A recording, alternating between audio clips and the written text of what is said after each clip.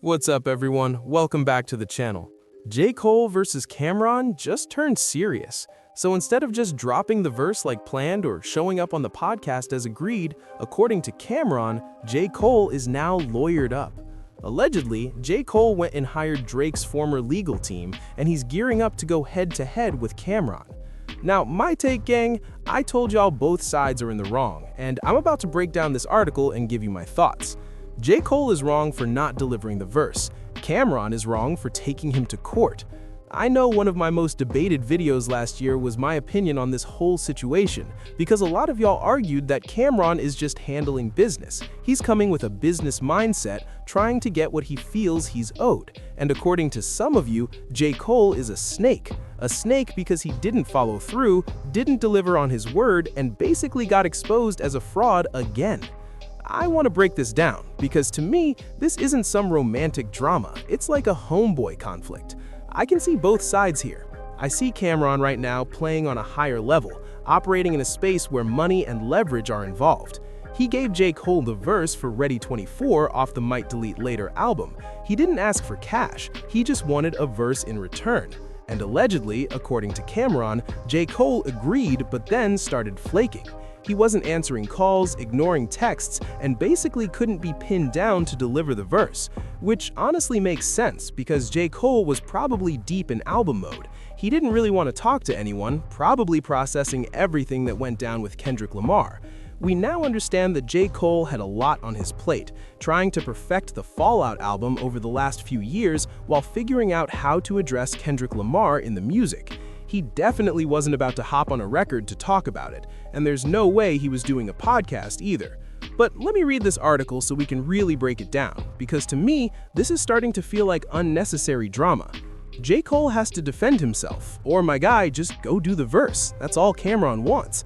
And like I said, Camron is wrong for suing. You just don't sue over a rap verse. J. Cole is wrong for ghosting the situation and not delivering the verse.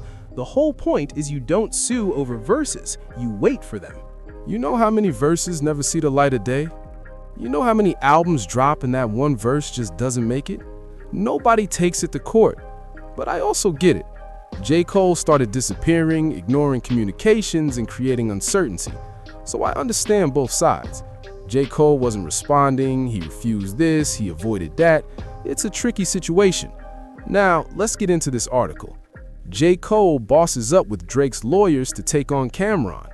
This is by Grouchy Greg Watkins for allhiphop.com. Shout out to them for the exclusive. According to Greg, J. Cole looks ready for a legal battle after hiring entertainment attorney Samantha W. Frankel from Mitchell Silberberg and Nup LLP. Frankel brings serious firepower to Cole's legal team. She's a commercial litigation specialist based in the firm's New York office and focuses on complex entertainment disputes. Mitchell Silberberg and Nup has a long history in Hollywood legal battles. Founded in 1908, the firm built its reputation defending major studios and record labels in high-stakes entertainment litigation. Camron originally sued Cole and Universal Music Group. Back in October 2025, the Harlem rapper claimed he was owed at least $500,000 in royalties from Ready 24, which appeared on Cole's Might Delete Later mixtape. Now, that's an estimate. Camron is basically guessing based on what he thinks the streaming numbers look like. That's why J. Cole is pushing back. But here's the truth, gang. Some things just don't need to hit the courtroom. If I'm Cole, I just sit and let it go. It was something small over that track. I believe Cole wanted something organic, while Camron already had a vision he wanted to execute. That's like two magnets clashing against each other. It doesn't make sense, because at the end of the day, I get it. You want the organic approach, but I'm asking for this project. If you don't like that actual song, just say it. Don't say I want to keep it organic, let's get in the studio, and then ghost the person. That's just a roundabout way of saying, I'm not feeling that track. Or maybe Cole just wasn't vibing with Camron. He only needed him for that specific verse. Whatever Cole felt, Camron probably sent him the music and his parts, and Cole just didn't want to participate. He didn't want to be on the record. So instead of saying, yo Cam, I don't like this song, let's do something else, he avoided him entirely. That ghosting part is weird, and it could have been solved. But now lawyers are involved, and y'all are not friends anymore. Remember that studio clip?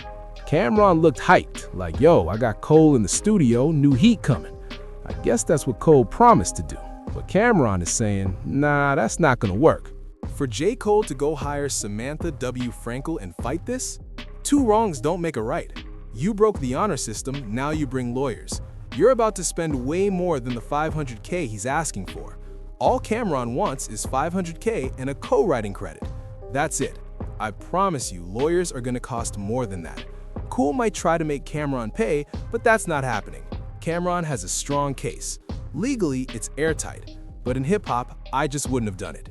Yes, you can sue for some things, but a handshake verse? That's not one of them. Cole could easily just drop the verse or sit on the podcast. He just released a mixtape with 4 full verses on it. I'm honestly a little heated about Cole, because he backed out, then came back acting tough. At the end of the day, he could have given Camron 16 bars and moved on. That's all Camron wants. I don't know how picky he is about the verse. At the end of the day, this is a misunderstanding blown way out of proportion. Frankel and Mitchell and Nupp involved? It's wild.